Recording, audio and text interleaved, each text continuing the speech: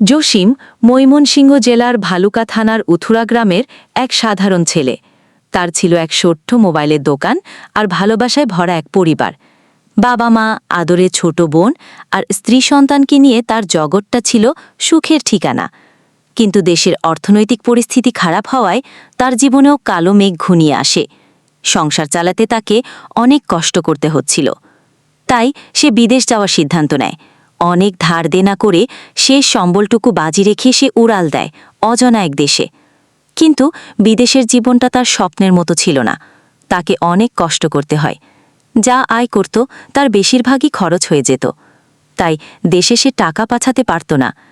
কিছুদিন পর সে ছুটিতে বাড়ি আসে, কিন্তু বাড়ি এসে দেখে পরিবারের পরিস্থিতি আরও খারাপ। বাবার চিকিৎসার জন্য টাকা দরকার, বোনের বিয়ের জন্য ভাবতে হচ্ছে। জসিম বুঝতে পারে তাকে আবার বিদেশ যেতে হবে। কোনো স্বপ্ন নেই এবার। আমার সুখটা জানি কোথায় হারাই গেছে।